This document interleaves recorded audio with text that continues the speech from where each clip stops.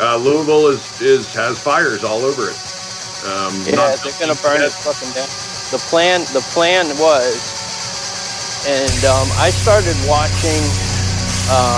Let's talk about it on the jackwagon train. Let's get started. Yeah, this is good shit we need to record.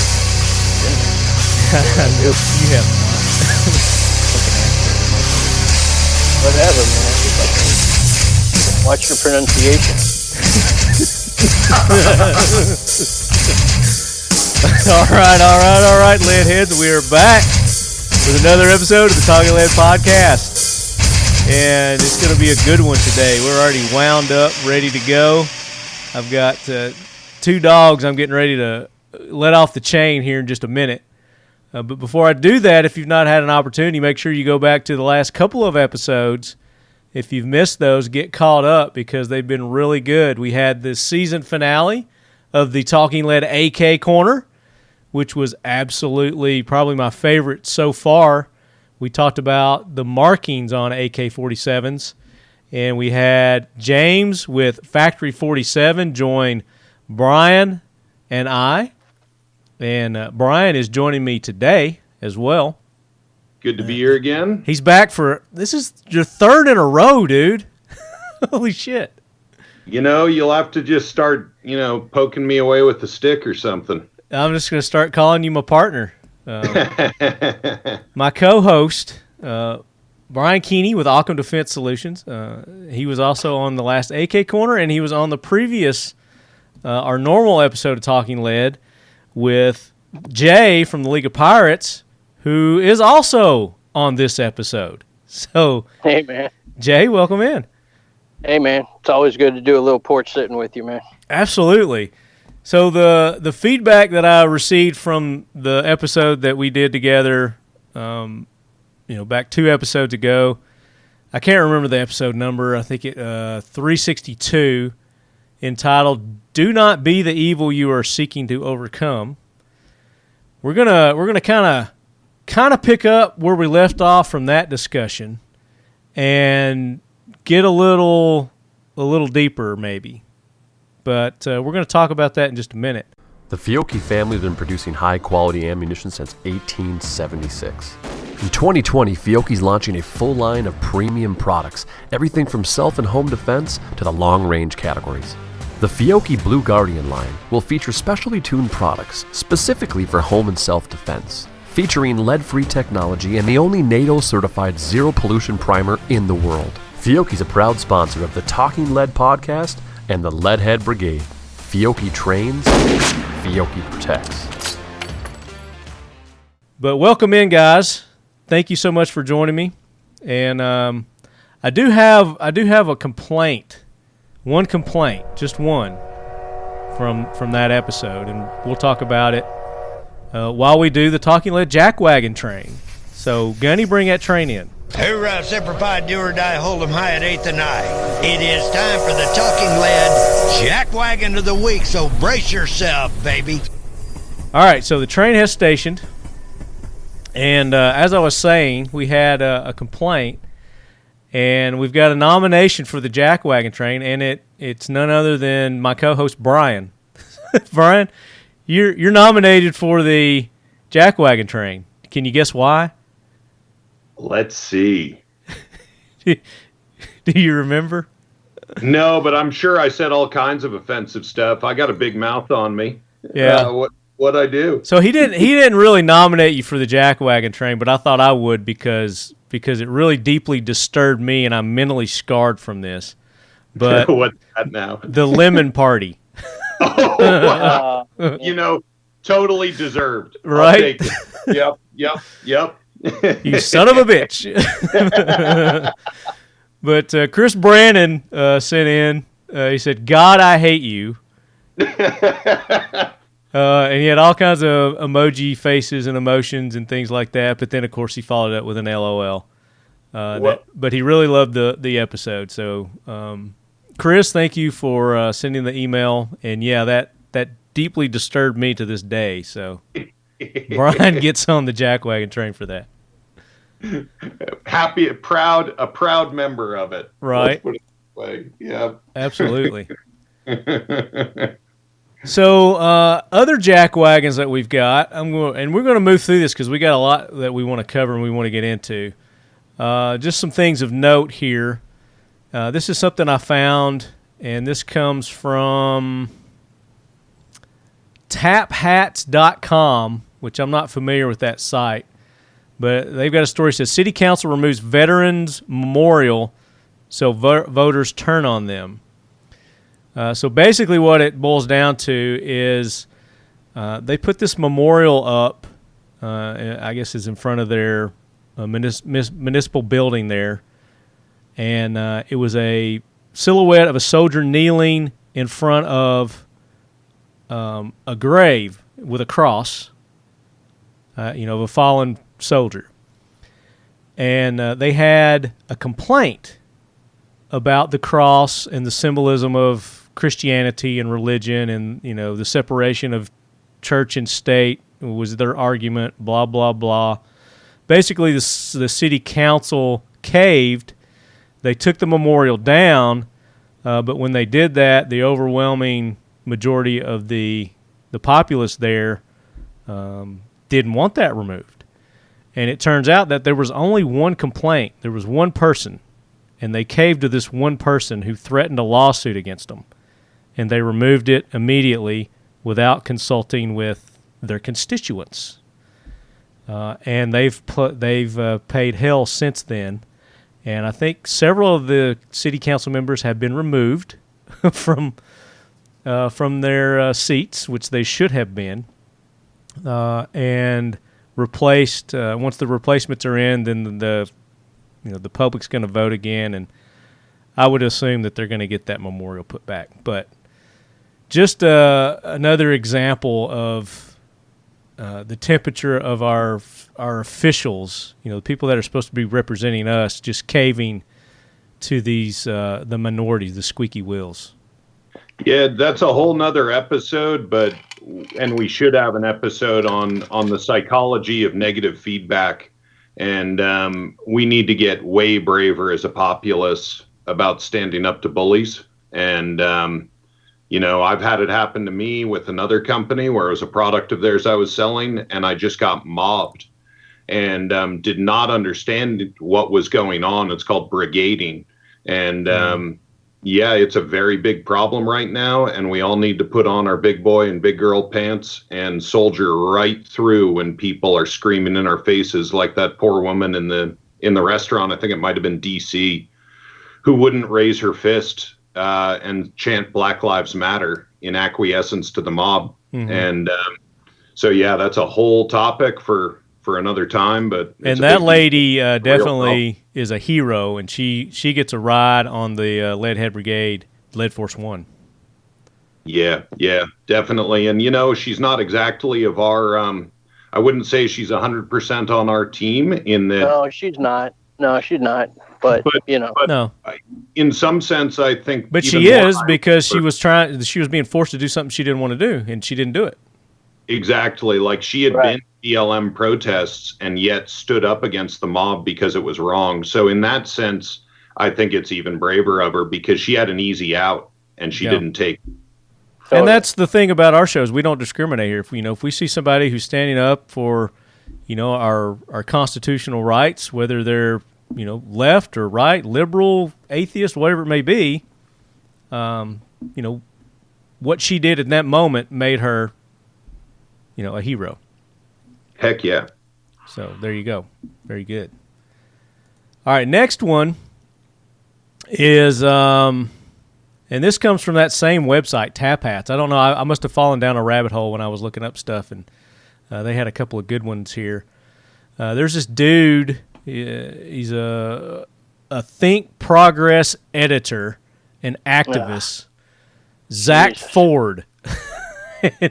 And he just looks like a douche, but anyway.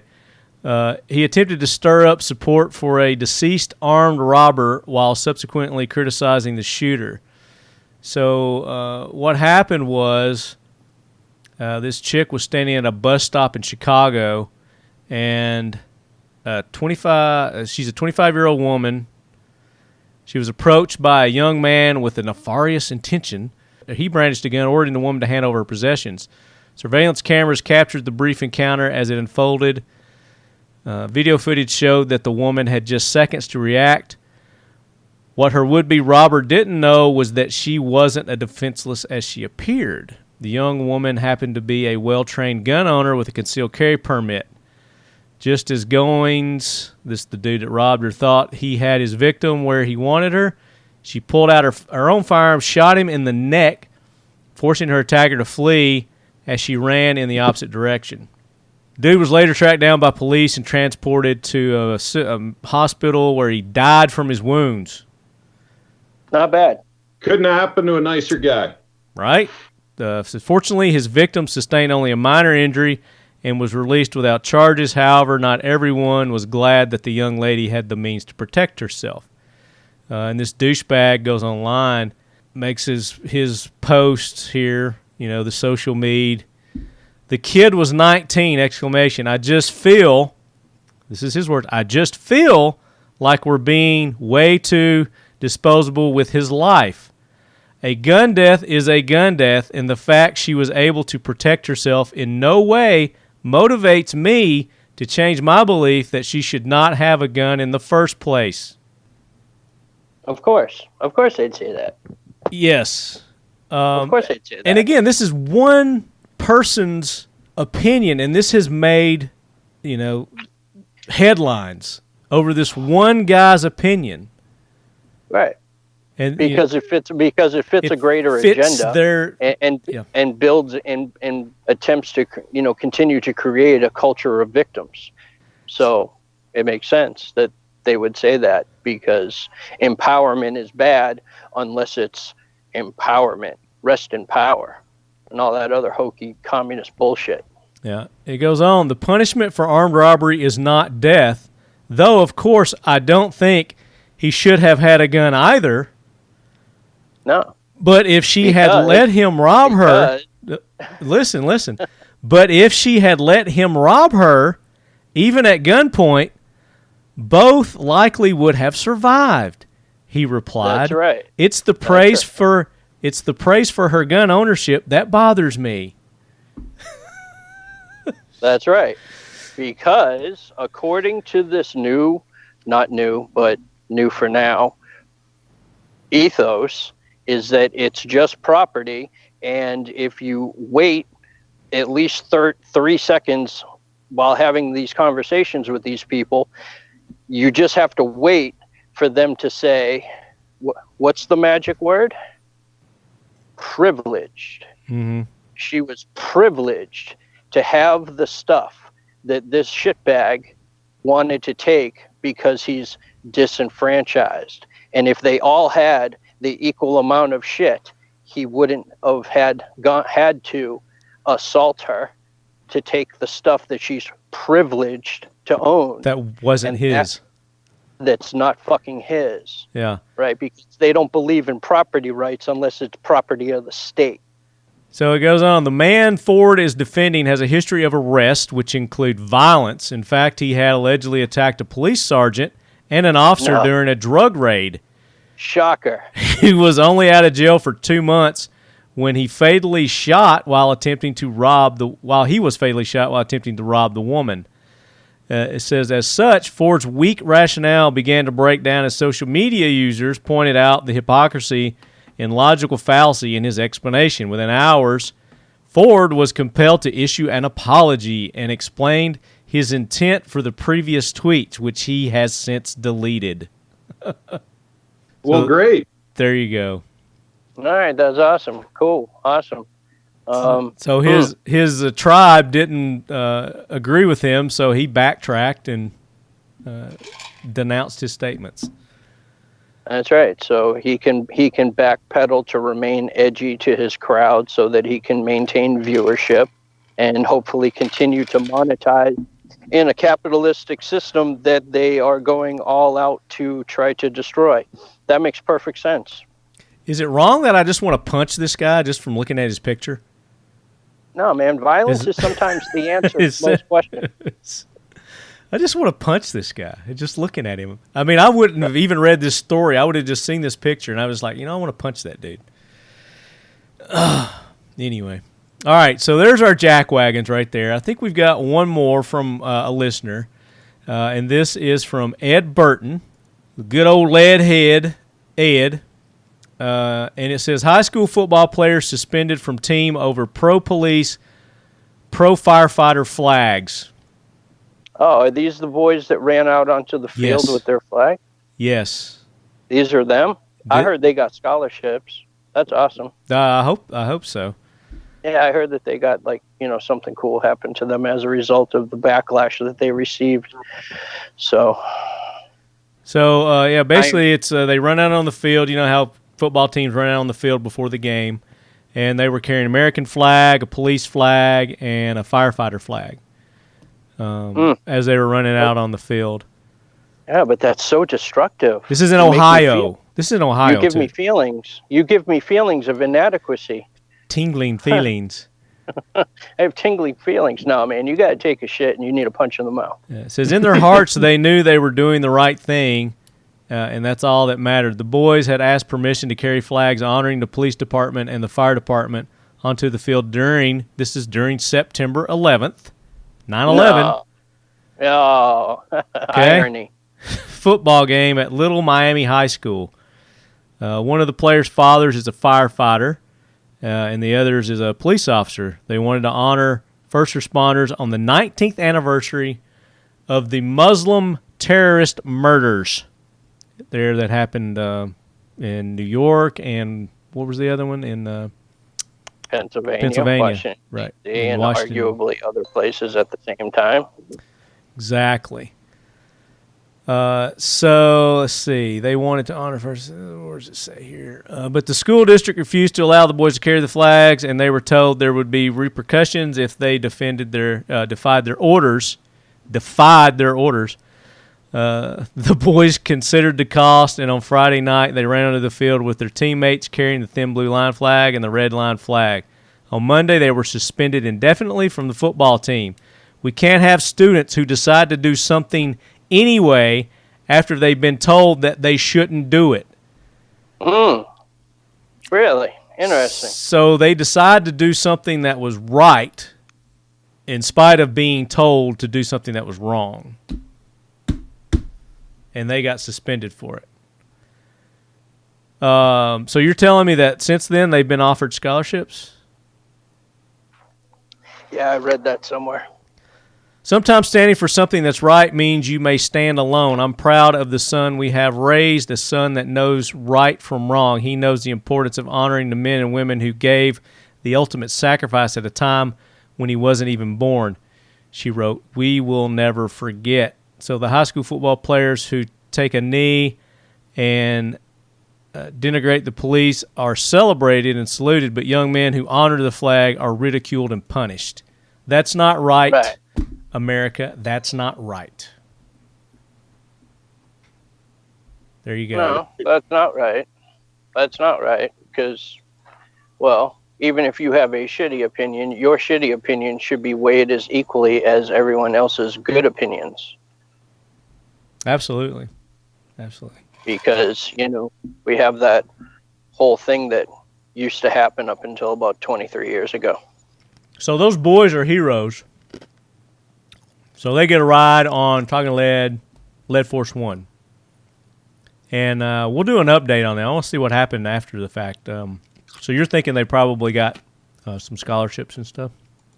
Yeah, I think that there's probably... I'm sure there's a lawsuit. I'm sure the parents have a lawsuit and are suing this.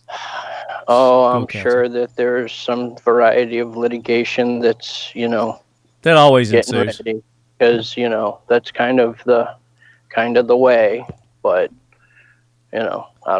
I don't really know that much about this particular situation other than superficially, so I'm just gonna. Well, since this came from Leadhead Ed, do me a follow-up on that, and let's see what's happened to the boys since then. So, all right, that does it for the Talking Lead Jack Wagon Train and Leadhead Brigade Heroes. Let's wrap that up.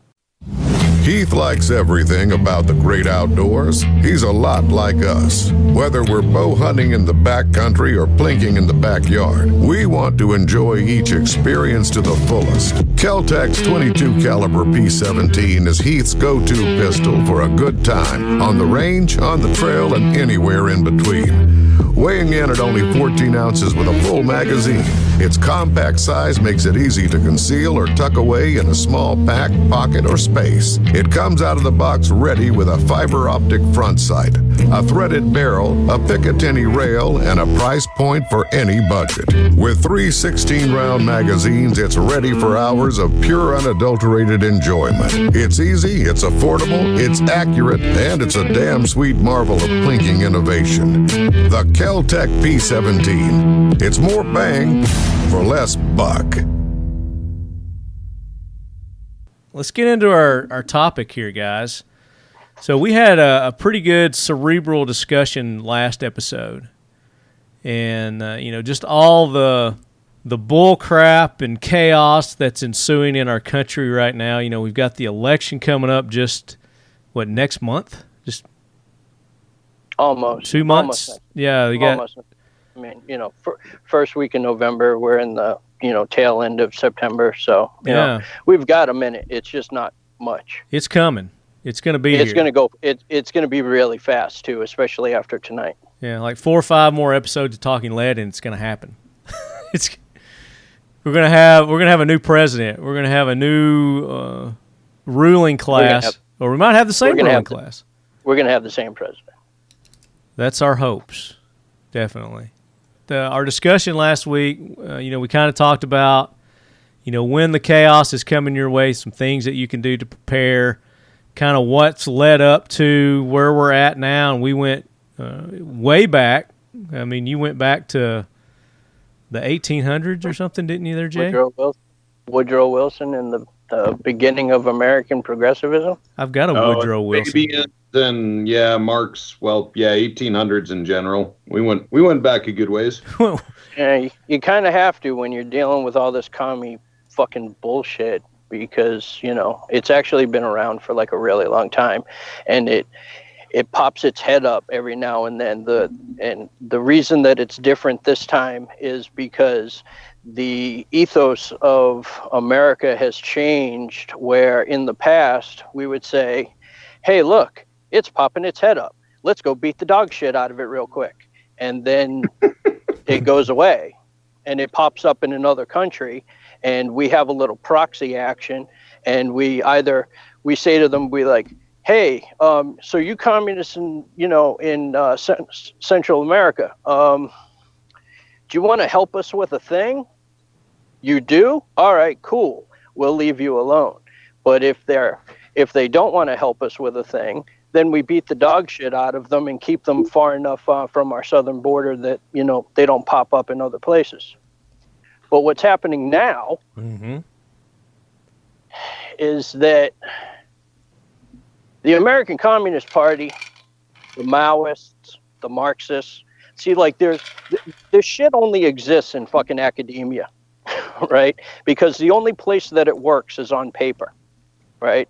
So... Then you're talking about these other political... all of these various, Baskin Robbins flavors of, is it communism? Isms. Is it Marxism? Is it Maoism? Is it Stalinism? Is it Leninism? Is it Trotskyism? Is it any of these different varieties of the same bullshit sandwich? Yeah. So it's only now, after the 60s, that is the 1960s, that we're reaching peak saturation. And at the same time, we as Americans aren't looking at this like, hey, what the fuck? What are we going to do about this? We're looking at it as, hey, that might be valid because I love free shit and I don't want to fucking work. Right? Mm-hmm. So it's gotten sold to a really soft fucking generation of pussies, and they're like, yeah, I'm cool with that. So now you have an insurgency that's trickled up through academia, been reinforced by corporate America, because they don't give a fuck about America, because they can produce their products fucking anywhere and sell them to us. Because they're just about capitalism. They're another ism. They're about predatory capitalism, right? Mm-hmm. We're not just making a buck, but we're being predatory about it. And I say we because, inclusive, but it ain't fucking me. I'll tell you that. I'm not fucking predatory, but that's another story. So you have a high saturation of this ideology, and there's not much that's saying, from an establishment point of view, we're not letting you do that shit.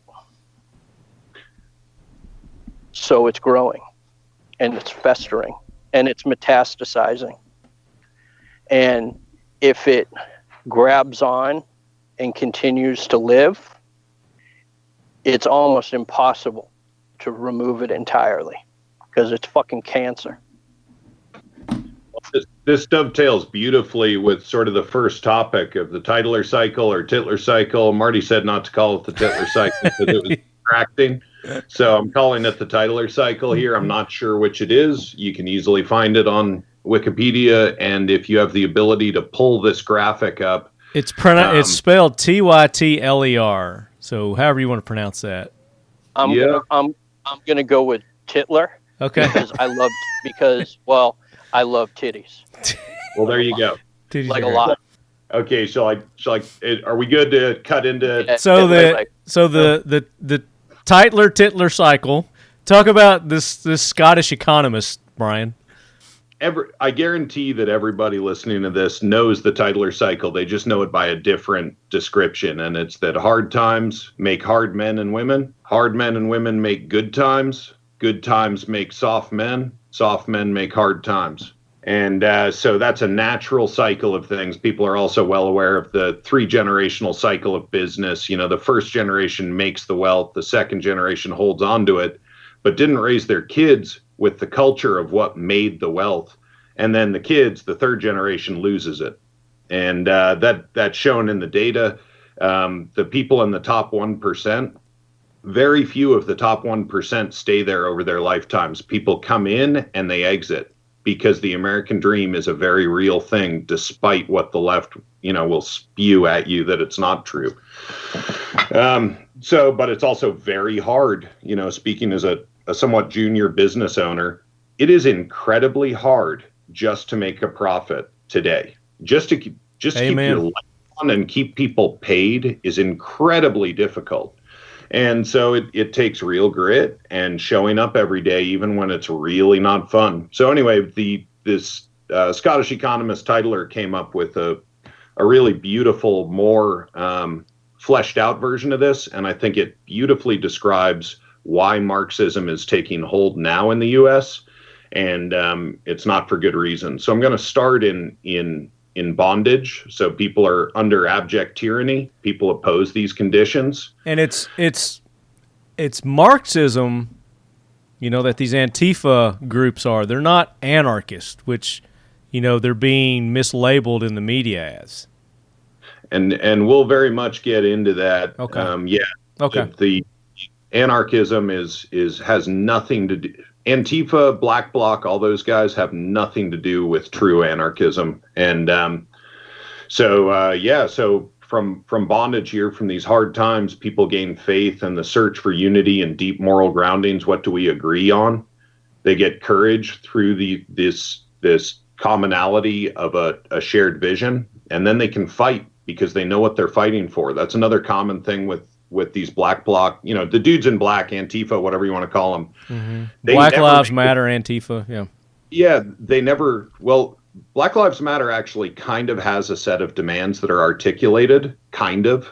And the difference between them and the rest is that you'll never see a list of demands or goals. That was a big problem with Occupy Wall Street. They never figured out what they were actually protesting and what they wanted. It's very easy to critique a system. It's very hard to actually improve one. And so these deconstructionists, as Ben Shapiro accurately describes them, they don't actually know what they want. They just know that they're bored, which I can get behind. I understand that. But tearing everything down is not cool. So anyway, from courage comes the fight for freedom. And when everybody's pushing in the same direction, everybody's rowing in the same direction in the boat, you get where you want to go. Get a little courage. Yeah. Yeah, little courage and figuring out what you're fighting for gets you to liberty. You win. And with liberty comes prosperity and freedom achieved. And of course, from liberty, it's the U.S. has proven, and a good work ethic, which according to Black Lives Matter and the Smithsonian is an element of whiteness and is like a horrible thing. But I personally don't hold with that at all. I don't think that it's patently racist to me that working hard is an attribute of whiteness, because look around, it doesn't matter what color. You got people of all different colors and creeds working hard in this country. So well, in other countries too. And in other countries, exactly.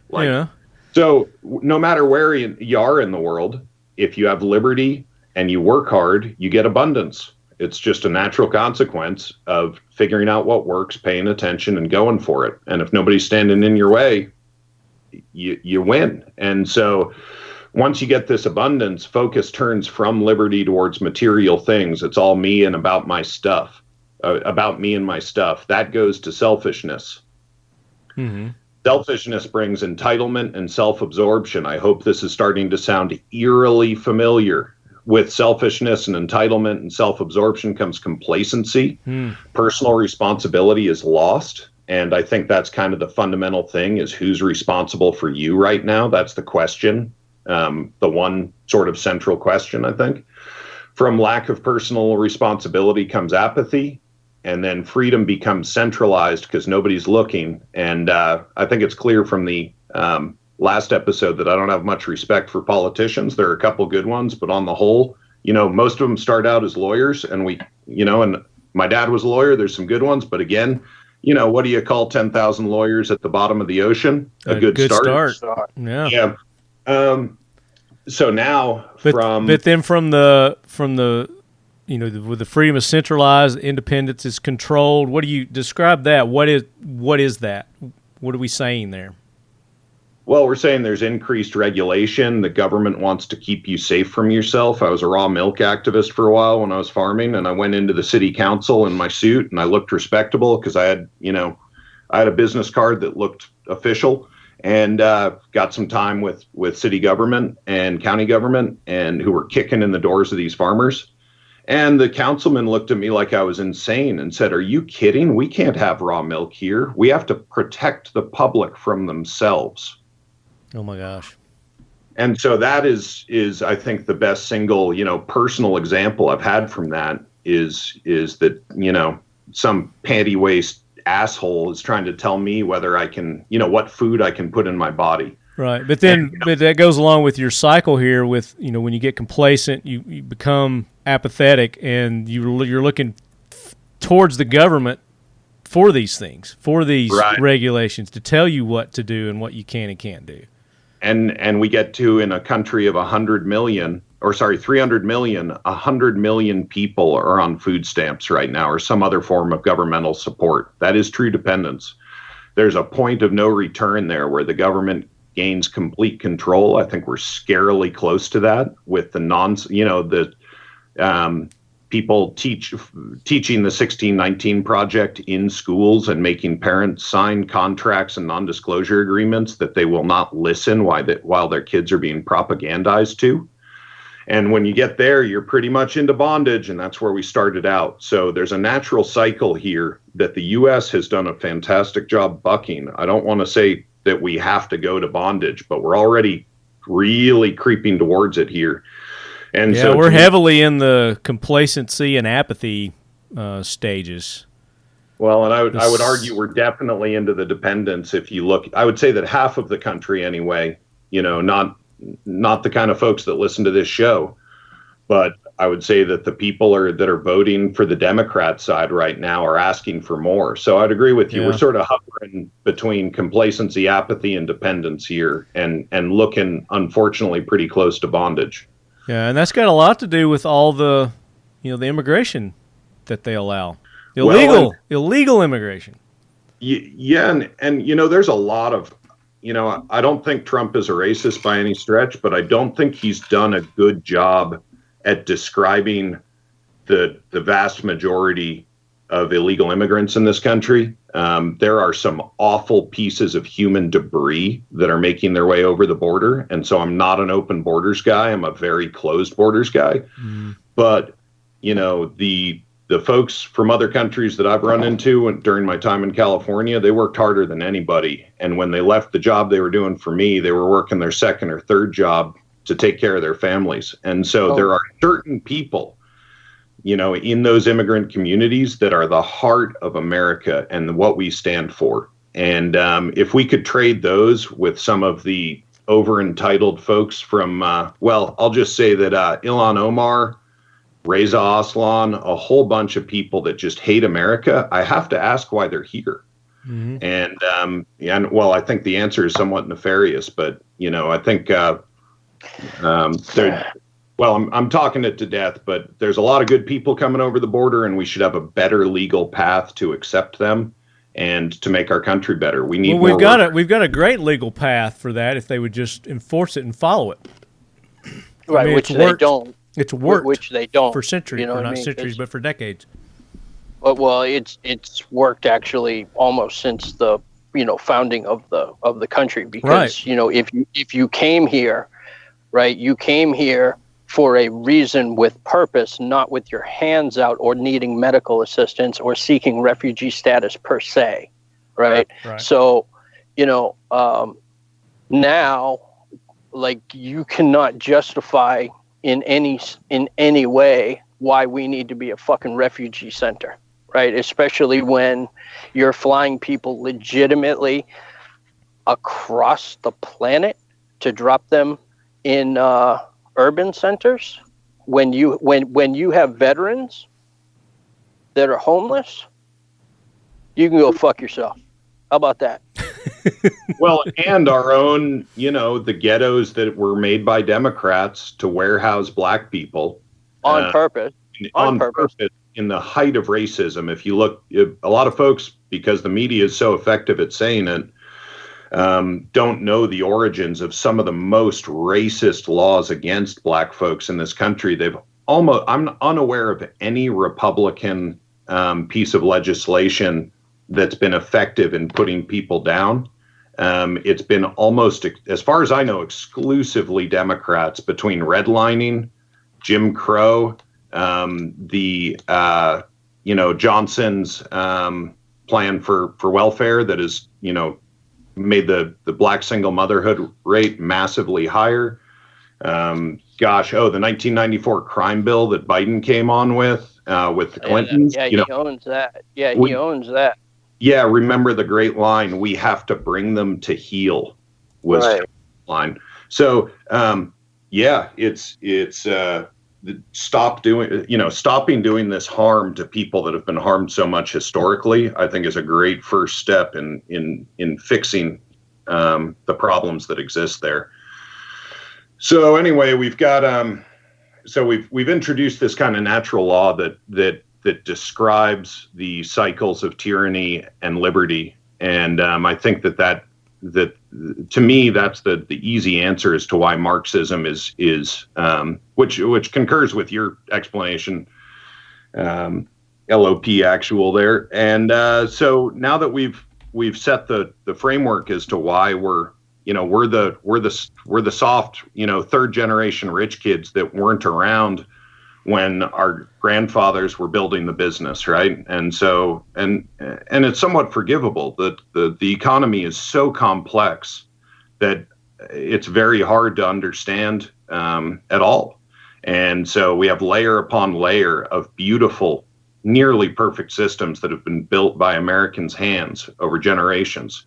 And a lot of these kids, who don't even know that the Holocaust was a real thing or what Auschwitz is, they sure as shit don't know about Henry Ford and the cotton gin and all the tiny little steps leading up to the magnificent dream that we live in now. So going back to root root ethics, we're about to talk about the ethics of of liberty. We have to kind of start at the very root level with natural law, which is something that I had never heard of until I was probably 30 or so. So I'm still pretty new to knowing it, but the basics of natural law is you can do whatever the shit you want. And you can prove that by walking out the door right now. And I don't advise that anybody do this because, of course, we're peaceful, loving people. But you can literally do any heinous action you want. You have a natural right to do it. So by definition, natural law in philosophy is a system of right or justice held to be common to all humans and derived from nature rather than from the rules of society or positive law.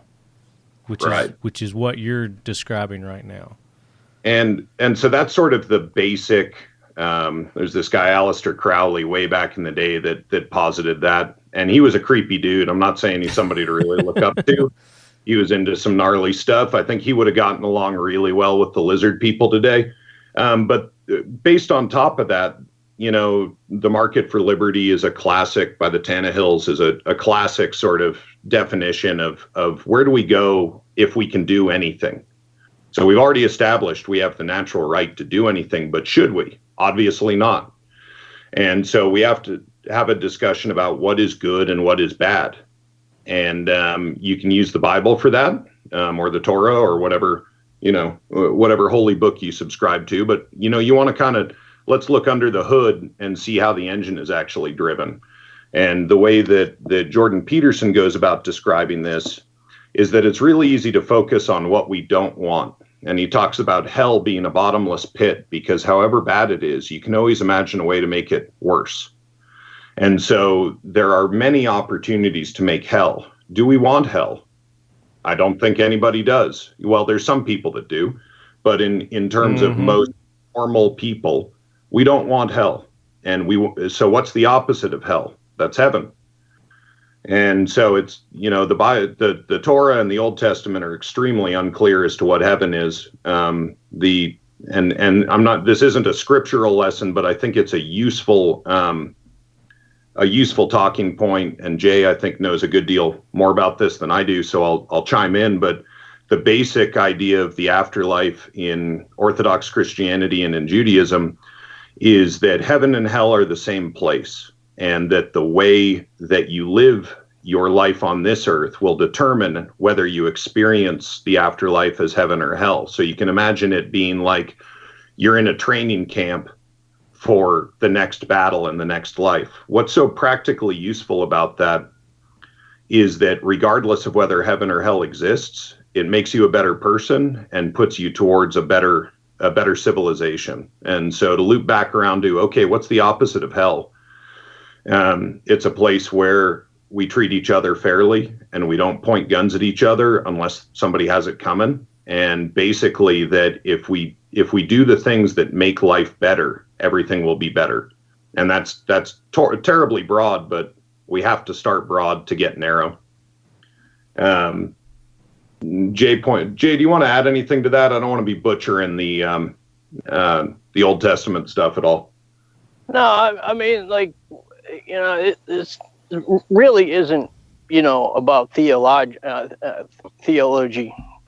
Wow. Theology? But theology. Well, see, but Asperger's makes you want to say each of the syllables.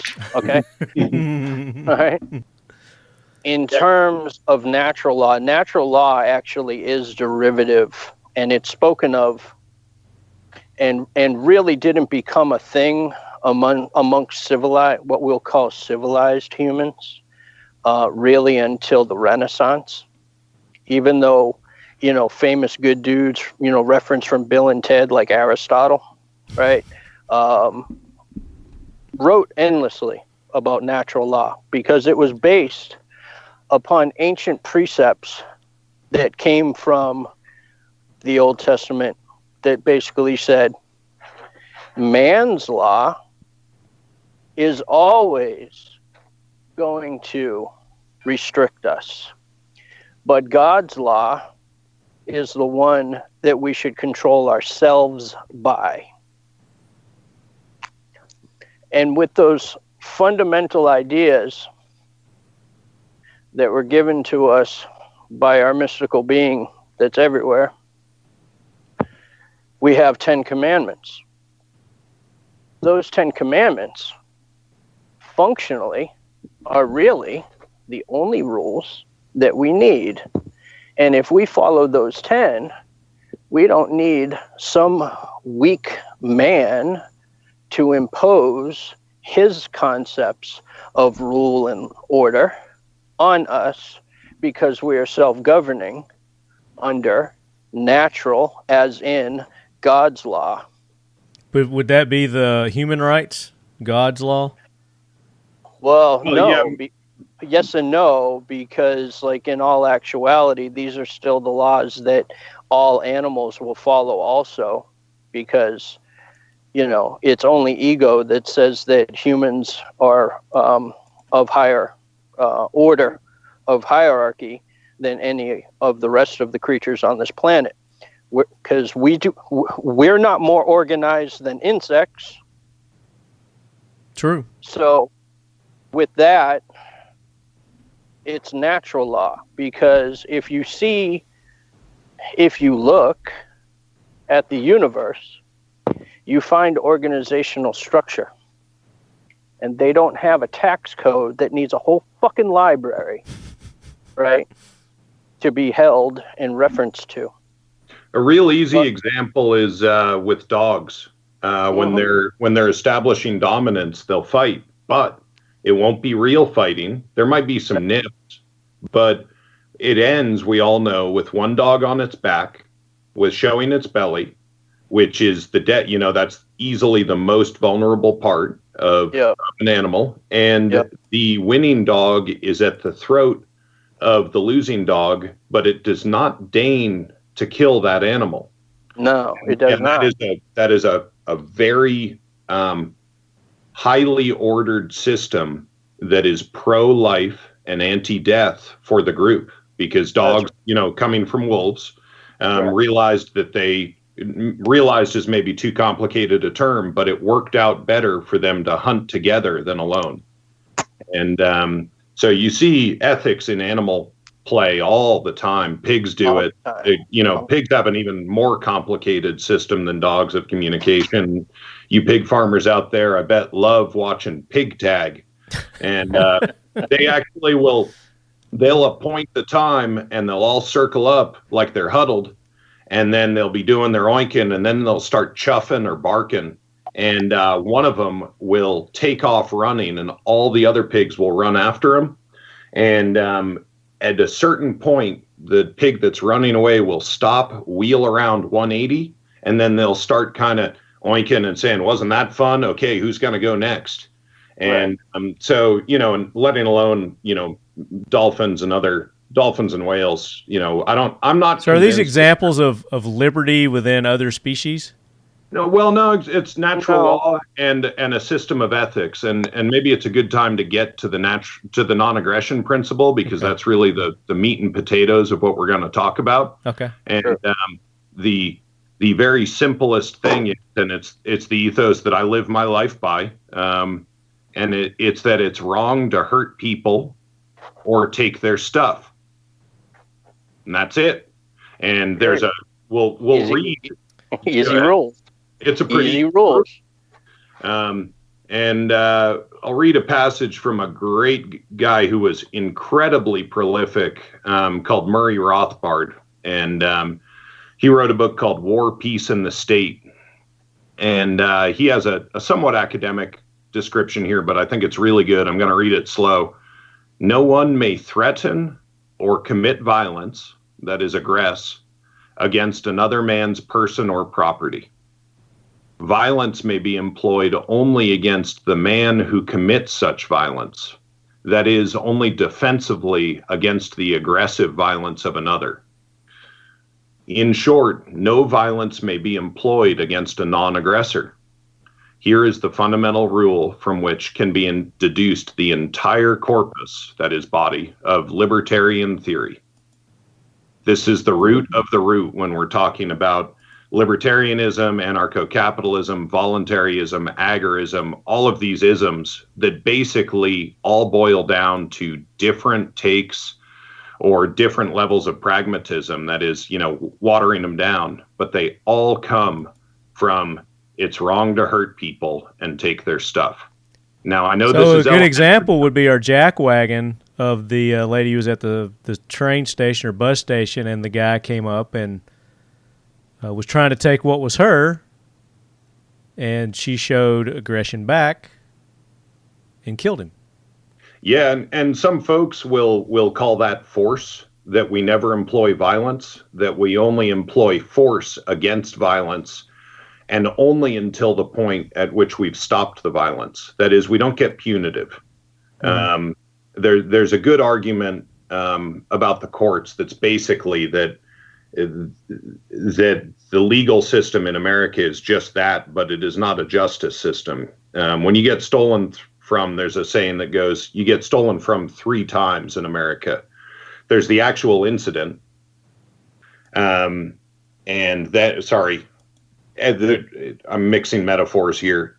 There's a bunch of problems. So somebody takes your stuff, mm-hmm. and then they immediately fence it for drugs, and then they get caught. Well, there's the first theft of stealing your stuff. Mm-hmm. Then there's the second theft of you paid taxes to employ the police. Now, the reason that I say that's a theft is that if you don't pay your taxes, watch what happens. Somebody points a gun at you. Eventually, it will eventually come to you having a gun pointed at you by an officer of the state. And if you resist, you will be shot. And so there's the second theft. And then the third theft is that you have to pay for that guy to be in jail or whatever, again, through taxes, and that you still don't have your stuff. And so did anybody really win? And it's not that I don't think, this is not me personally saying that I believe this. I am only this is a theory. Yeah. This is the theory. Yeah. So that kind of leads us to the natural consequences of agreeing that the non-aggression principle, or NAP, you'll see it called, like taking a nap. If there's a great meme out there that you become a libertarian when you agree that it's wrong to hurt people and take their stuff. You become an anarchist when you realize there are no exceptions. And so an anarchist is not, and we can be a little more clear that what we're talking about here is anarcho-capitalism. And capitalism, everybody gets really wrapped around the axle on what it actually is. All it is private ownership of the means of production. That is, you own the company. If you're a roofer, you own your tools and your truck. That's what capitalism is. The minute that you involve the state and the state is regulating it, you are not in a pure capitalist system anymore. So pure capitalism is anarchic. The minute somebody brings guns to the business exchange, it is no longer anarchic. And so, yeah. Right. So, and that's one of the distinctions, or where you get concepts of free market capitalism. Right. And you start, free market capitalism will have a lot less of these artificial terms and conditions and restrictions and registrations on them, so that you're free to do business as you're able to, right? With healthy competition. And it is what it is from there. Because if you have a good or service that somebody wants to pay you for, that's cool. As soon as legislation starts kicking in that says, yeah, you can do business, but the government's got to get a piece of that, you're now no longer in a free market. And likewise, if you have an oil baron, or, late 1800s, there were some really awful people who did things like, those guys who will form a monopoly and then force you to buy their stuff. Right. You're also not in capitalism there either. And so, or pure anarcho-capitalism. So anytime somebody brings a gun to the fight or to the business exchange and turns it into a coercive, that meaning you can't really choose what you're doing, then we're not talking about pure anarcho-capitalism at this point. Right.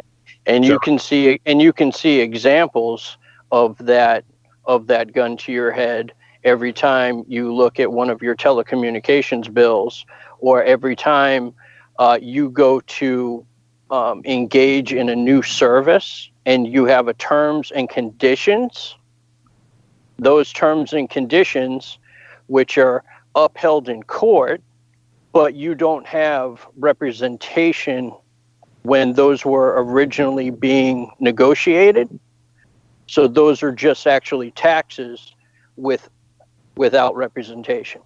That's maybe a great time to talk about the social contract. Written on the front of the Treasury building is, taxes are the price we pay for a civilized society. And people talk about, well, you signed up to the social contract when you were born in America. You're welcome. And, it's useful to look at the U.S. legal definition of what a contract is. Right. You have to be able to consent to a contract. If it's coercive, it's not a contract anymore. You have to be able to understand the contract. You have to be able to know what you're signing up to. This is the reason, when you go to buy a car, or, there have been a lot of shady people out there that have taken advantage of people with contracts. And so there's all these, extra pages that, attempt to make people informed as to what they're signing. And there's several other conditions about them being reasonable. And the social contract is not. There's no such thing.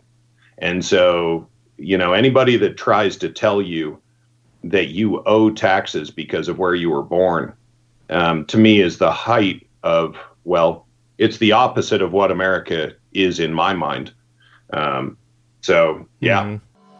This episode of Talking Lead is brought to you in part by Occam Defense. The guys at Occam love the AK, but didn't love burning their hands, getting cut by their pre-sharpened gun, or the lack of options for accessories. After spending a few years in the lab, they've recently released the ODS 1775, which brings the best of the AR family to the Kalashnikov's reliability. It's still an AK under the hood, AK mags, forged Polish AK parts, but with American aerospace manufacturing practices and ingenuity. Check them out at occamdefense.com or on Instagram at Occam Defense Solutions.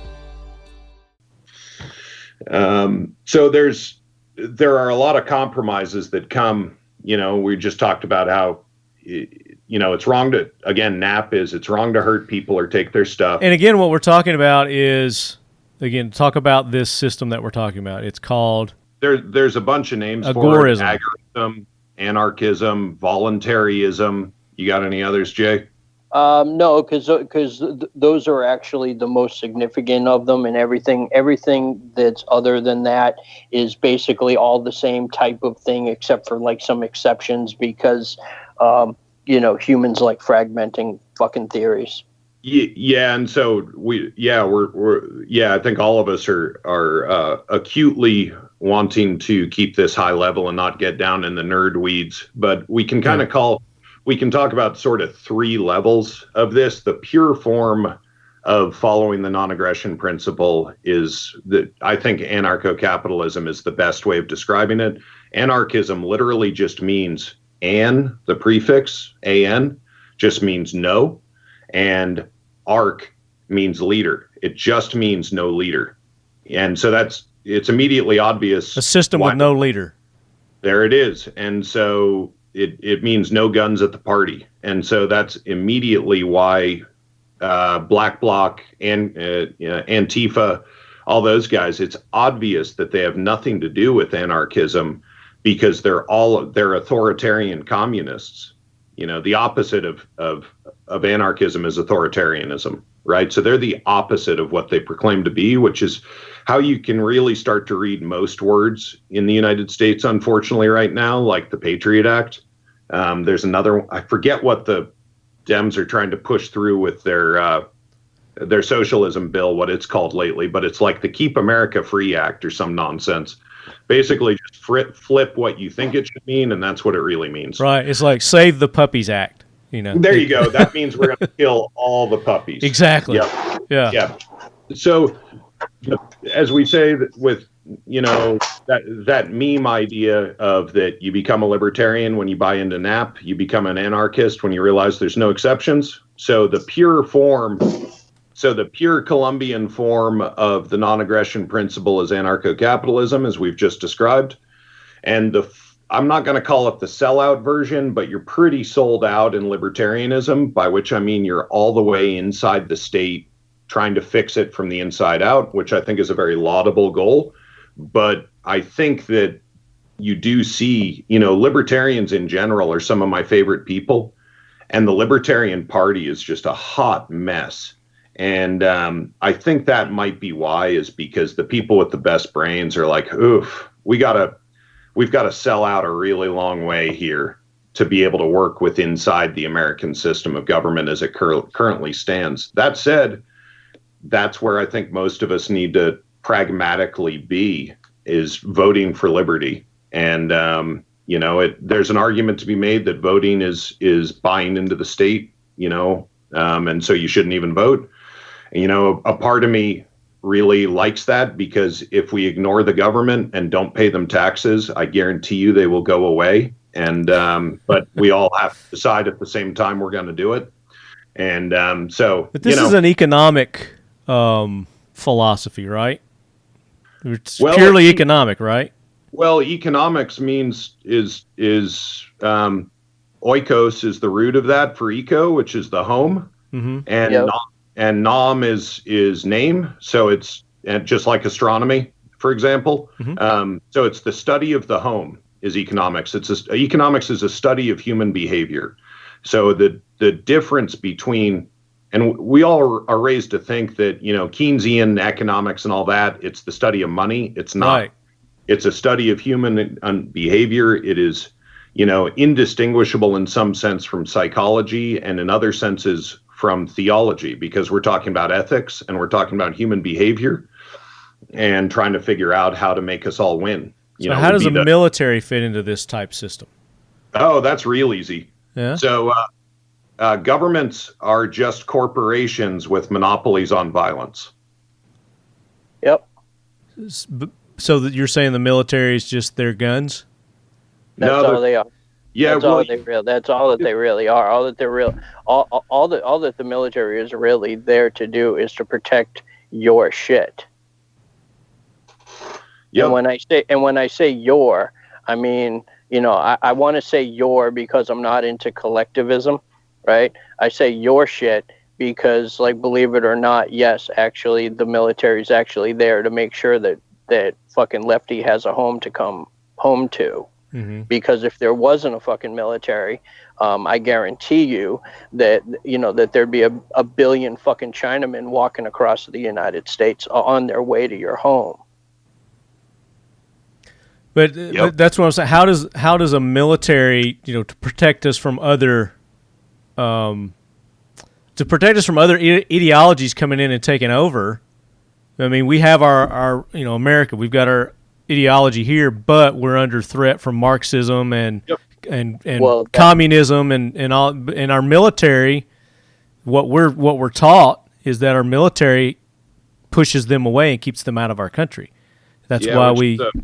A fundamentally unconstitutional thing, and I'll tell you one of my favorite aspects of the Constitution, and it really is a beautifully written short document that you can work through in an evening at most, but it's to be read slowly.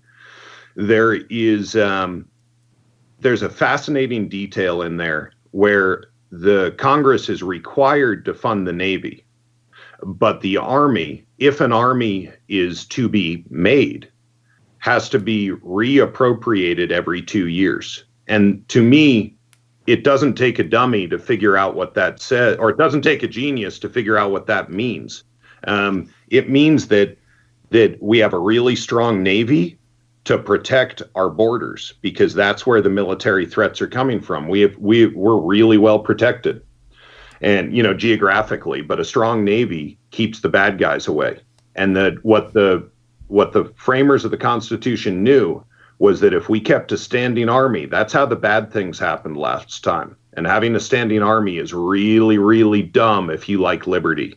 And there's two things you're going to do. If you're not using it because you're a corporation, you're going to figure out how to use it to make some money. And, we've definitely done that. I hope that's not a controversial statement that the U.S. has not always used its military wisely or ethically. And I think it's a fact. It's historically proven. Yep. And so the militia, that is us, the people, and I don't mean the people well-regulated militia. Yeah, that means Joe Bob the farmer. It means Fred the plumber. It means you, means me. And that's us. And the great thing about that is that if we get called up to go do a war and we think it's dumb, we're going to stay home. And so you're going to really keep liberty high if you don't have a standing army. And I think we've done a reasonable job at keeping the bloat down. But, you have to ask the question, were the framers of the Constitution wrong? And I don't think they were wrong personally. And so that goes to and let me digress briefly and to loop back around to why the government is a corporation. If you look at how governments actually get stood up, when a city is formed, it incorporates, which means from Latin to make a body. Yep. And so, corporations are just groups of people doing things that are bigger than they could do individually. And they do have a good use. It used to be that corporations were only given charters by the government, that is the big corporation that owns all this land, to do things that individuals couldn't do on their own, like water companies, fire companies, that sort of thing. You didn't used to need to incorporate to just be a mom and pop to protect yourself from liability. That wasn't a thing. So that's another way to look at the governments are a corporation being a reality is if you own your home and you own some land, take a look at the deed. You don't own the land. You are renting the land. A quitclaim deed does not say that you own the land. And so the way to think about property taxes is that you're renting the land from the corporation, which is the government. And I think functionally that's a much better model of behavior than anything else. The president is the CEO, and the Congress and Senate are the board. And then you've got the arbitrators, if we have mediators, if we have a lawsuit going on, that's the judicial. And then who are the shareholders? Supposedly the banks. No, yeah, well, the Treasury. It should be it by rights. It's us, and there's more to rant on with the Federal Reserve and what they're doing to our shareholder value for another day. But I really do encourage people it's going to probably be really upsetting for some people to think about it that way. I'm not saying I'm right. I'm just saying it's a way to think about it, and it's worth spending some time on. So in between libertarianism, that is working for liberty, and the furthering of the non-aggression principle from within the government, within the institution, this corporation that we're all part of, and ANCAP, there's a middle ground called minarchism. And that's the only ism that I think is worth talking about, just because we're talking about low, medium, high kind of thing. High liberty is ANCAP, low liberty is libertarianism within this framework. Minarchism is this idea, kind of like the Grover Norquist and the Tea Party back in the 10 years ago or so. Let's figure out the very smallest amount of government that we can come up with, as Grover Norquist said, small enough to drown in a bathtub, where we can keep this whole thing on the rails and keep liberty maximized and keep prosperity maximized and keep the Chi-Coms from landing. And I think that's a really good goal. I think it's obvious that we will never attain pure anarchy in our lifetime as a population, but we sure as shit can get more liberty minded and get towards the root goal of all this, which is self-ownership and self-responsibility and being your own person, where you rely cooperatively on a group of people that you make voluntary arrangements with, but the government's just there to make sure the roads get paved and the fire departments are funded. That's kind of it. And functionally and fundamentally, that's actually the system that the founders had most in mind when they drafted the fine document, was that the United States of America was never truly envisioned to be a country separated theoretically into 50 states, but to have 50 nations cooperatively as a country. 100%. And you can see if you look at each one of the states, that each of the states are set up, they're established to function independently with their own representation, their own constitutions, they have their own militaries, and they need to be able to provide their own basic and essential services for their territories. Some states are much, much better at doing it than others. But what we can aspire towards, and what there's some actually new theory that's been circulating around the interwebs, is that in the event that we have a cataclysmic divorce, so to speak, in these United States, that what we will potentially wind up with is something that's actually closer to what we were in the beginning with federalism, and that each state will then be responsible for itself and its own citizens. Now, they may do some cooperation state to state. Florida will do business with Georgia. Georgia will do business with Alabama. Alabama will do business with Mississippi and Louisiana and Texas, right? Because geographically it makes sense, and there's a lot of common ground there. Just like the New York, New Jersey, Eastern Pennsylvania, Massachusetts, Vermont, places like that will ultimately form their own thing, but still maybe fall under some variety of federal umbrella. And each of our states are already set up to be their own nation of sorts.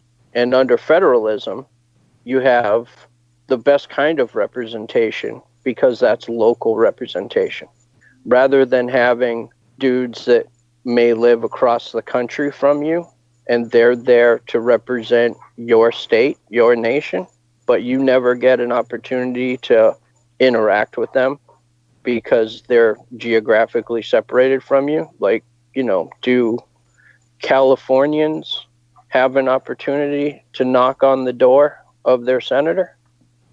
Not at all. But if that senator had to stay in California, he could go knock on that door. And if you can get face to face with somebody, you can actually theoretically talk to them. Just like in your town, you can go talk to your mayor or your city commission. They're required under charter to allow you to speak at your city commission meetings.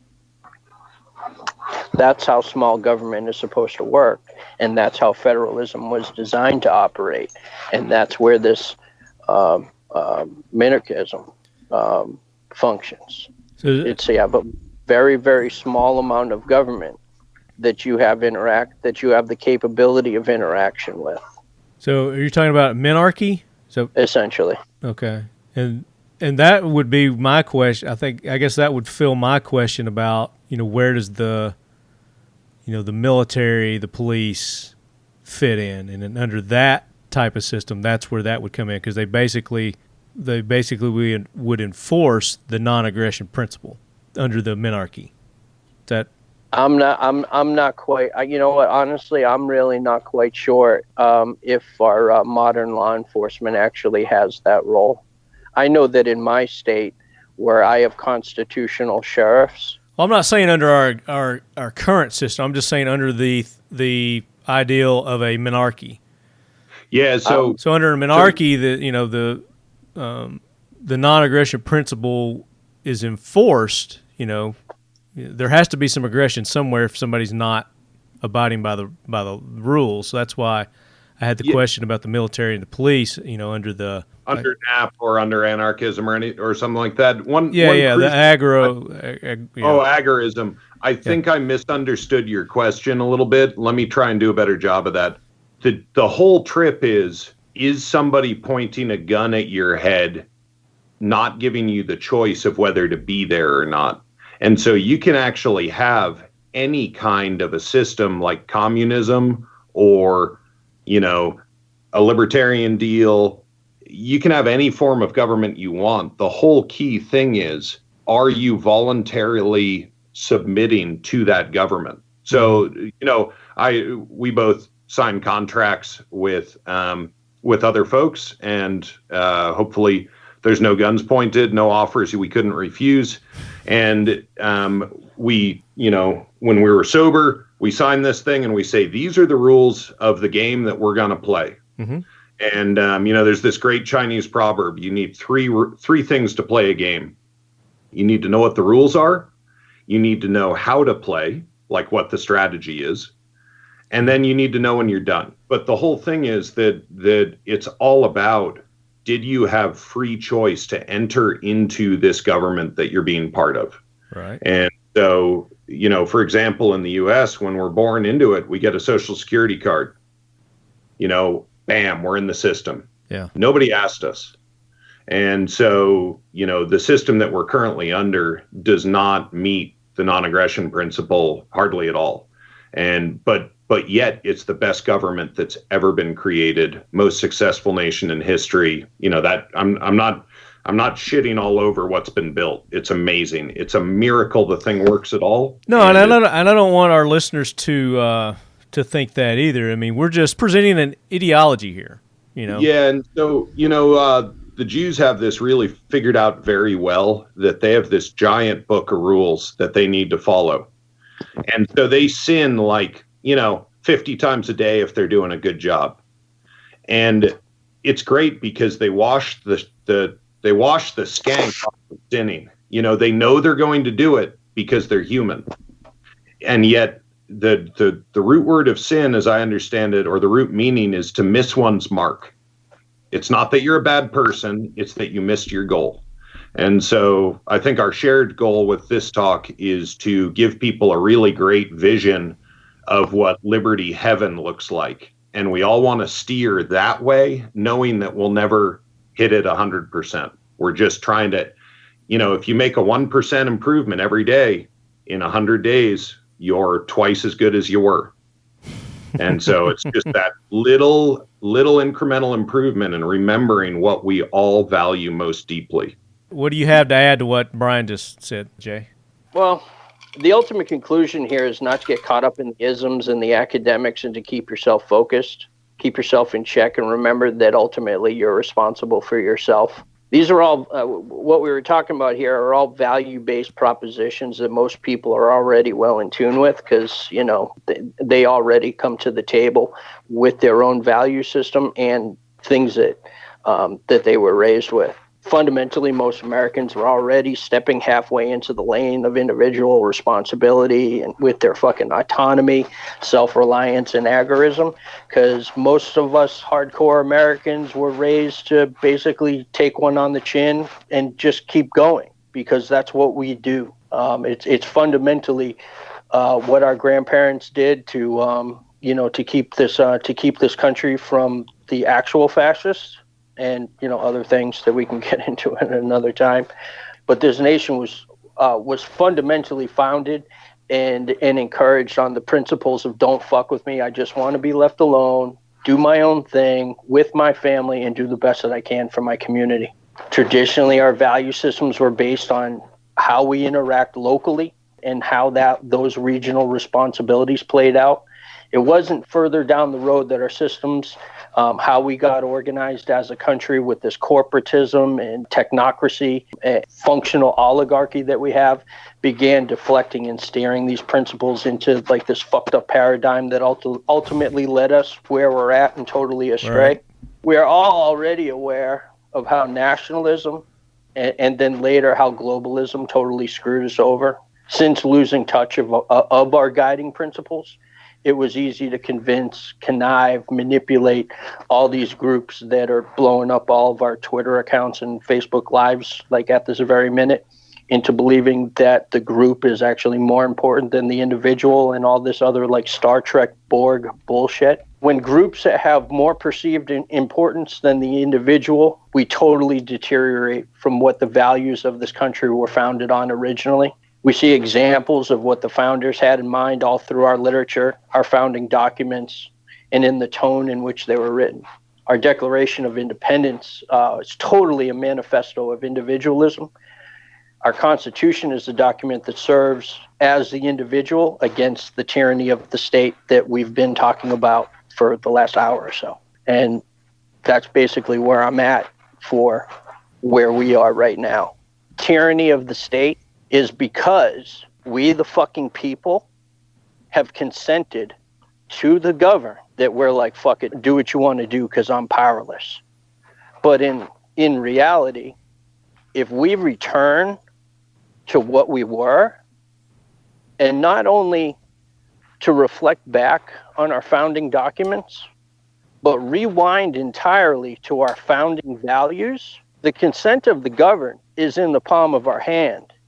And if we don't like what's going on, we have not only the legal right, but we have a moral and ethical obligation to exert what's in our hand with a clenched fist. And it's exactly what Hamilton had in mind. And at a certain point, all of us as Americans are going to have to consider that as a viable option, because we have 4 boxes. And to this point, 3 of them are total bullshit. And we only have 1 box left. And that last box is a motherfucker. And we don't want to use it unless we absolutely have to. What are those boxes there, Jay? Could you just put that on a bumper sticker for me? Yeah, the 4 boxes, man. The 4 boxes are a good one. You have the soap box with your freedom of speech, right? Yeah. You have the jury box where you can voice your opinion as a member of a jury, and it can be judicial and occasionally legislative law, even though most of us are not participative in that. Our third box is the voting box, where we vote the people in that we think best serve our interests. We can do that locally, which is the most important of them all. And then theoretically, we have national elections. That's the third box. The fourth box is the ammo box. And the ammo box is the absolute last resort to get your way. Yeah, I think often now of the HBO series John Adams, and I think that's a really good place for people to ruminate or think about those 4 boxes. And I love how Adams is portrayed in that series as being the most reluctant of revolutionaries. Is that the one with Paul Giamatti? Yeah, man, dude, that was really well done. That was a really good done series, man. It's one of those shows that that another one of these commie fuck companies, right, did maybe without thinking about it, because it's in total opposition to their corporate values. And they just hit it out of the park. It's just great. Everybody should watch that shit. Yeah, it really is, I think, one of the best meditations on be very careful. I think that he shows the proper deliberation in making that decision, and the proper agony and the proper fear for his children and others' children before undertaking that kind of a thing. Do you guys have Netflix also? Yeah, I canceled my fucking Netflix because I don't do. So they've got a documentary, I guess, on there right now. It's called The Social Dilemma. Have you seen that yet, Brian? I have not. I'm frankly so bothered by social media right now. And that's perfect. You should watch this then, because that's what it delves into, is the problems that social media has created in our country. And they've taken a lot of former executives from Facebook, Instagram, Twitter, all these big things, and how they were there and they saw the inner workings and their opinions on all the problems and everything that the social media has led up to today. It's really good, and I really want to cancel all my fucking social media shit. The only social media that I'm active on is for League of Pirates. My personal social media is fucking dead as a doornail. So is mine. Yeah. I won't I just do it for Talking Lead. That's the only reason I do it. I've got a Facebook account, but I don't do anything on it. Well, this is a hazard with all technologies, and that's something I've spent a number of years kvetching over. Is that technology is very much a two-sided sword, and social media has been responsible for a whole bunch of revolutions around the globe. Well, I think they're very much responsible for what's going on in our country right now. They're absolutely responsible for that, and you're going to see that further illustrated by Facebook's new policies that are going to unroll in about 9 days, and also in particular where they had a statement. It might have been today, maybe yesterday, where they said that they're not going to promote any political posts. I'll bet you a fucking nickel that they only promote one side. Oh, absolutely. No, and where I was going with that on the technology is I think that social media is the single biggest threat to our republic today. All day long. All day. You could if you nuke social media right now, you would functionally cause most people to have a conniption fit, because it wouldn't feed their vapid narcissistic bullshit, and that would crush their fucking egos. Well, and they would also fight. It would take about a week for the dopamine withdrawal to end, all day, and then they would go outside, and and they would start coping, and you wouldn't be hearing about all these quote unquote bad police shoots. It's all of this is just click rage. Yeah. And the teen suicide rate would drop. So there's several podcasts that have dealt with this for years now, and I'm blanking on the gentleman's name. I would have found it if I'd known ahead of time. But it's either Sam Harris, Tristan somebody has a responsible use of technology company. He was, I think, at one of the big three social media companies. I think he's in that documentary. That sounds familiar. Yeah. So anyway, it sounds like the documentary is great, but if you're a podcast form kind of guy, check out, I know that Sam Harris has lost his freaking mind, but like he did used to have some great content. Tristan Harris, that's the guy's name. That guy, if you listen to an hour with him talking about the way that social media is engineered to hijack your free will, if you love liberty, you'll see that it's anything but voluntary, in some sense, and it's coercive, and there's nothing morally better. There's nothing morally better about the leaders of tech companies. This is the guy. Yeah, he was on this. He was in this documentary. There we go. Yeah, so that sounds like it's great because he's on the ball. But Tristan Harris helps the technology industry more concisely and ethically shape the human spirit and human potential. Design thinker. I think that calling social media companies pimps and drug dealers is being insulting to pimps and drug dealers. I would agree, man, because even when you're high on dope, man, you're still normal sometimes. Well, the only two industries that call their customer users are drug dealers and software companies. Oh, profound. Oh, man, that's a fucking meme, bro. Yeah. Well, I got that from that documentary, so I can't take credit for it. But it's a good documentary. You should watch it. I would be glad to pirate that from those cocksuckers who host fucking child porn, so fuck them. Available on leagueofpirates.com as a t-shirt and other pirated fucking material. There you go. Very good. but submission. Any fate but submission, and my balls too. Very good. So there you have it, Leadheads. We deep dove into another area, yet undiscovered on the Talking Lead podcast.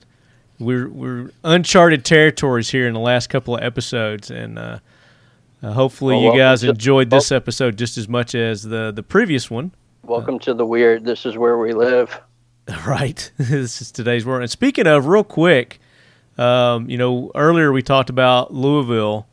What's going on in Louisville? This is the day that all the riots and shit are going on there. You guys got any live feeds or anything? Is anything else happen while we're? Yeah, the whole thing's actually happening. It's actually occurring simultaneously in 7 cities that I'm aware of right now. Each one is not any better than the rest. So more burning, more looting, rioting. Yeah, setting things on fire, freaking out. Shots fired on some LE. One of them took one to the head. He's in surgery. Another one took one to the gut. Third one, I'm not quite so sure about. That's all in Louisville. Oh my God. Washington D.C. is a shit show. And I haven't really been paying attention so much to the other ones, but we're going to see in the next couple days how motivated these motherfuckers are. Yeah, I'm looking at a new resource for you guys, Brendan Gutenschwager, which I know is too much to type in or spell. His Twitter handle is BG Bravo Golf on the scene. Okay. BG on the scene. And he's the original source guy for Andy No and Tim Pool and a whole bunch of other folks. I think it's gotten pretty dangerous for Andy No to actually be on site. And the latest, he's on the scene right now. And you guys, you guys are hearing this in the future, so you know how it turns out. But I'm watching right now FBI armored trucks and National Guard trucks on scene. So I think President Trump has, he's fixing to put the boot in. He's done a really good job, brilliantly, I think, of keeping these things down. And so for me personally, it's looking a lot like keep your powder dry, hold fire.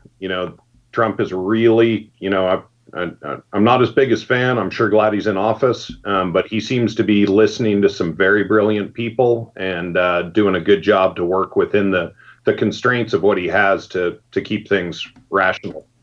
Yeah, and to pair with that, I'm going to say that there's probably been some conference calls with some governors. My governor came out swinging a couple days ago with our sheriff's association and basically just sent out a blanket statement to all the rioters, protesters, insurgents, and fucking Maoists that, as far as Florida is concerned, Captain Ron just said, "Not today, Satan." So anything that pops up in Florida is going to end kind of quickly. They're just not having it. So unless you have some very, very for real grown-up revolutionary shit happen, it's going to get squashed pretty easily and pretty quickly by the state, which I'm very conflicted about. But if I can voluntarily, give the opportunity to the professionals to do it, that's cool. If I have to defend, my suburb, my city, my county, I'm more than capable. But insurgencies are not Call of Duty. You're not going to fucking respawn. Yeah. So I think that in the next couple days, particularly through this weekend, if you don't see a very significant uptick in violence, I think we're going to coast with just some very low grade bullshit violence that will just let shit burn and keep it contained. So yeah, I don't know. I think they've got more shit planned for the upcoming election as it grows near. I think these assholes got more. They have no balls, dude. They just don't, quite seriously, they don't have the balls. And they really are just opportunistic feeders. If, why did they have to wait until today to start doing this shit if they were so mad? They had U-Haul trucks dropping off fucking banners and bullshit. If they were truly motivated, those U-Haul vans could have been filled with something else. Yeah. More and more, having talked with Jay a few times on this, I think it's a really accurate statement of where things are at. It's like, they're just being the useful idiot provocateurs. One truck, as Jay says, having something else in it. Totally different deal. And so they're just trying, when we were little kids, and, the phrase that I always got told was, don't let them get your goat. And these guys are just trying to get our goats and trick them into doing something. That's it. So that the mainstream media can say that we're all white supremacists. All day long. All day long. Like the Louisville militia, y'all are doing a pretty good job of holding your shit together. So if any of y'all that are listening, good job, because it takes a significant amount of discipline not to fucking canoe these motherfuckers. Well, it just started, so I mean, we'll see what happens. Like you said, as people listen to this, this is the past, and we'll see. We'll see if our predictions hold true. So you gave a good kind of a source of information there, Brian. BG on the scene. Do you guys have any other places that our leadheads go to get some, outside the norm news feeds that are, somewhat reliable? No, because none of them are actually reliable. After you watch BG for a while, I mean, BG can only be in one place at one time. Well, I understand that. You know what I mean? So what you're actually, what you're also going to want to be able to do is you're just going to want to search some hashtags, right? Mm-hmm. And start, and basically just start finding these independent broadcasters. And they're not fucking journalists. They're just broadcasters. Yeah. So you're just going to want to search, and it's not that complicated. So, if you can find ammo now, you can search enough to be able to, find people that are broadcasting. What, are there any certain hashtags that you recommend? Oh, no, you just hashtag the city. Just hashtag Louisville, hashtag Phoenix, gotcha. Hashtag DC. There you go. After you get used to doing that, we're starting to get into some of the conversation we had last time. But the most important thing, right, this last little tidbit, is set up another account for yourself that's not connected to you, right? Yeah. That you can just get onto Twitter. Ghost account, yeah. Yeah, just get a burner, just a burner account, right? You don't need followers. Don't send it to your mom. Don't don't let don't have any of your friends associated with it.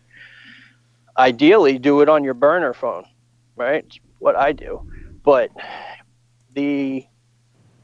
you're going to just want to follow the hashtags, and it's going to take you a little while to figure out what it is because they're using their own vernacular. And just start following the retards. Start following opposition. Start following the people whose ideas you don't agree with so that you can get their information. As you start following them, click to see who they follow, and then click to see who they follow. And you can keep doing that until you wind up somewhere that is someplace that like the upside down place. Yeah. Now you're where they hang out. So there you go, guys. Keep up with the current events and go to more than one source to get your information. Like we always say, critically think for yourself. And in the meantime, if you haven't done so yet, make sure you go and follow Jay on the League of Pirates. That's the League of Pirates on Instagram. Are you on Facebook also? Yeah, Facebook, and then the website. Skip the website for now. I mean, it's theleagueofpirates.com, but there's nothing there. Okay. But you can now start to find me on Parler at lop.actual. Yeah, we mentioned that last episode. I still haven't had time to check into that, but I'm going to try. Should. I'm going to try. A bunch of lead heads are following us on Parler now, so we need to get our rears in gear on this one, Marty. Yeah, I gotta check into it, see if it's something I want to do. There's so many this social media shit, and I don't want to have any part of it. I never wanted to have any part of this, but the show is what drug me into the social media to begin with. So anyway, I'll look into it. We'll see. Yeah, and go get you a Reddit account and look at some boobies. Is that where all the movies are? No, and And then of course, Brian at Occam Defense Solutions. Give them all your links there, Brian. Yeah, we're mostly on the gram at Occam Defense Solutions. We simul-post to Facebook, but don't monitor it. We're at occamdefense.com and appear monthly on the AK Corner here. And if you're in the market for a defensive firearm, the modern musket, we would be very pleased to have your business. The ODS 75 was named for the year before 1776, which you can think about in the titler cycle there.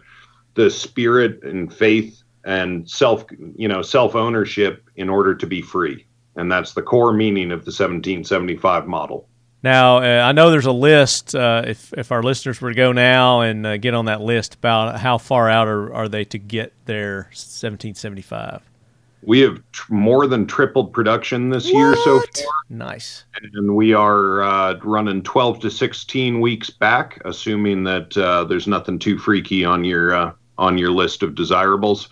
We will be, and I shouldn't even say that because we are moving to a no custom options thing, because we are just a brief PSA for all you lead heads out there. When you're calling up companies and stuff, business, even though it's good in the gun industry, it is really bad. We are more stressed out than we've ever been as an industry because it is becoming incredibly hard to find anything, as you guys know. You can imagine, prices are up and everything, but prices on stuff we want to buy are up. We're paying retail on parts right now. And so you guys are all going to see prices start really skyrocketing. And the reason is everything's costing more and everything is harder. And it's just everything is hard. So, just please remember that when you're talking to your customer service person, whether it's us or somewhere else. We had a meeting with a major distributor the other day, and they said they had received, it was 2 p.m., and they had already received 800 phone calls. And they're a direct-to-consumer distributor. They had hired 50 extra customer service people last month. Oh, my gosh. The cost of hiring like that, average cost of training a new employee is $50,000 to $80,000 in the United States. So things are very expensive and not efficient right now. Nothing is efficient. And so everybody's having except the Talking Lead podcast. That's true. So if you guys, I'm not asking for it for me, but just, you guys out there, if you could give some love when you're calling up a gun company and just tell them that you appreciate them, you're going to make somebody's day. Yeah, absolutely. And speaking of gun companies, make sure you go and show Kel-Tec some love, sponsors of the Talking Lead podcast. They're just like everybody else, they're struggling to get the parts and get the product out there, but they're doing it. Everybody's at full max capacity right now. Mission First Tactical. I've checked their website today, and a lot of their shit's back ordered. There's still a few things that aren't. If you guys want to get one of your Talking Lead dump trays or tactical wallets, you can still go get those. And I think they can have those ready for you pretty quick. MissionFirstTactical.com, and then make sure you use that discount code to get 20% off, which I have to find it here real quick, what it is. Fuck, where are my discount codes? Here we go. Leadhead. How simple is that? So just use Leadhead. I believe it's all lowercase. You get 20% off at Mission First Tactical. And then if you listen to the Talking Lead AK Corner and you've seen our post, Factory 47 is going to be giving you Leadheads 10% off. And if you use the code Leadhead there, all lowercase. I just sent Brian and Jay a little sample of what I'm working on with Factory 47. Did you guys see that yet? Go look at the Skype thing I just sent you. And soon to be Talking Lead AK Corner apparel and swag at Factory 47. We're finalizing the designs, but I can tell you right now that they are beyond my wildest imagination how awesome they are. So that's tight. They're good dudes. Check back soon to their website. I'll make an announcement when we get those ready for purchase. But the Leadhead discount code is good right now. You can go there and buy any of their products and get 10% off using all lowercase Leadhead. And then, of course, Occam Defense Solutions. Make sure you go and support them. Get on that list now. You're not going to regret it. That ODS 1775 pistol or rifle. Yeah, we'd like to keep making each one special, but right now, just with the overhead of keeping our doors open right now, it's just not a thing. And we care most about getting people life-saving equipment, even though we love making functional art. Oh, yeah. We're trying to go for well, as Stalin said, quantity has a quality all of its own, and getting life-saving equipment to as many people as we can, as quick as we can, makes total sense. Yeah. Yeah. And the 212 training, I made an announcement a couple episodes. We're in works with them on coming to Nashville for an AK specific class, and I think Brian, you might be involved with that too. We've got. Yeah, assuming that planes are flying and things aren't burning, I'll absolutely be there. Vehicles are working, and you can drive if you need to. Yep. But we've got dates set. I'll announce those dates as soon as we get the course outline and everything worked out. But we are going to have that at Royal Range USA there in Nashville. Been working with Art. Great group of people there, Royal Range USA. You come to Nashville, make sure you go visit them and let them know that you're a Leadhead, and they will definitely take care of you. And Fiocchi Ammo, good luck getting any ammo from anybody right now, as Jay was saying earlier. But, they're working their hardest to get the ammo out there too. So check them out, Fiocchi Ammo, show them the love. Like Brian said, it goes a long way just to shoot these companies a little message, how much you appreciate everything that they're doing for our 2A rights, our constitutional rights, and trying to keep us well armed, and hopefully we're going to regulate ourselves, but you know how that works. And I got to give a shout out to LaRue Tactical. They sent me some parts not too long ago to build a 6.5 Grendel, and stupid me misplaced some of the screws and stuff, and they were great in getting those replacement screws to me lickety split. So to the gang at LaRue Tactical, I greatly appreciate that. I got it built. I just showed the guys a picture of it, held it up to the camera earlier. I'll get some pictures and post those on social media here in the next few days, but it turned out really good. But I didn't do the 6.5 Grendel build because you all know that I did the LEO takedown system with the 6.5 Grendel barrel, 5.56, and the 300 blackout. So that's a pretty awesome system too if you haven't checked them out. They also have a discount at LEO Takedown with Talking Lead, and I believe that's Leadhead also. You can get 10% off at LEO Takedown. So there you go, Leadheads. Hope everything here was clear as mud. If it wasn't, you can shoot me an email, talkingled@gmail.com, and I'll forward that to Brian or Jay to answer your question, because I'm just like you guys. I'm a student when it comes to this stuff, and I'm learning. So again, big thanks to Brian and Jay for taking the time, and we've got more to come from them. We've got a whole. I think we're going to make this a regular thing, right, guys? Yeah, if people want it, and feeding back questions that we can clear up at the beginning of the next episode, that'd actually be a really cool way to tie stuff together. So cover the stuff that was cloudy. Yeah, there you go. So until then, talkingled@gmail.com. Shoot me your jack wagons, your Leadhead Brigade heroes, then any special guests you'd like us to have on the show. AK Corner Season 3 is in the works. As Brian said, we're going to continue that. And that'll probably be the first of the year before we continue Season 3. Just give it a little break and get this swag and stuff going, too, that we've got cranking out with Factory 47. But until then, Leadheads, as always, keep your loved ones close. And your ODS 1775 closer. Any fate but submission. Epstein didn't kill himself. Always a pleasure to porch sit with you, man.